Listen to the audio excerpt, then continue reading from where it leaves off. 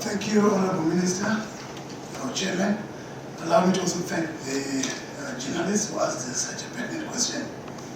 There are a lot of reasons that have caused us to revisit the Act, and one of them being that this Act has been in existence since 1957. You can imagine, it's a long time ago.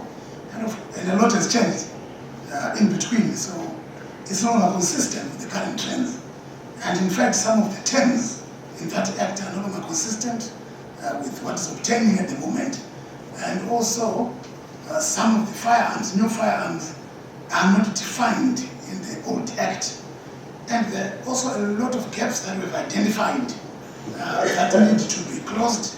And we are also a signatory to a number of international protocols and conventions. So we need to amend our Act so that it's consistent and it speaks to those conventions. Some of the examples of the gaps that we've identified are that the current Act allows a person as young as 16 years old to possess a gun.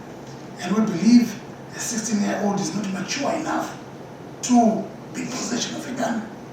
We believe we need to up that age to a certain acceptable age. We are thinking of 21 years.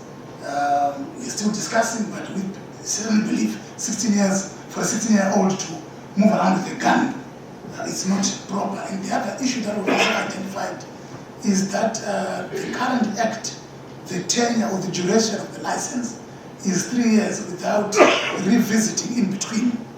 We also believe that needs to be addressed, because you would agree with me that the circumstances under which one can be given a fire license can change within 3 years. For starters, probably mentally you're no longer the same person, but you still hold on to that gun.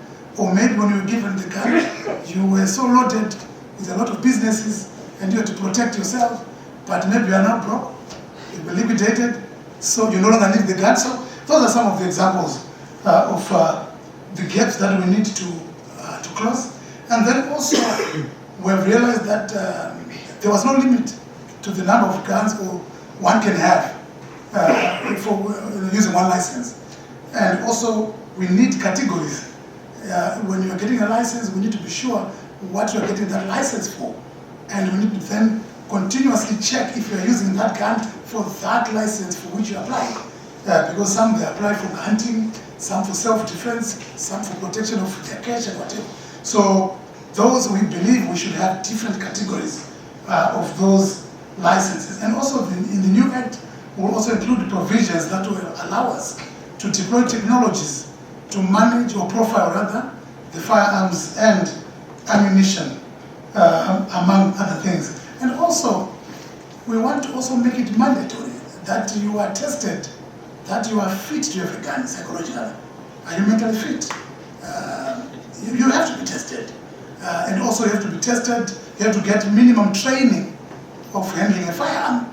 So we're doing all this to try and make sure that only those who deserve to have firearms are given licenses. At the moment, every Jack and Jill may have access to a license, to a firearm license. And this, to a certain extent, may have resulted in so many guns that we have lying around.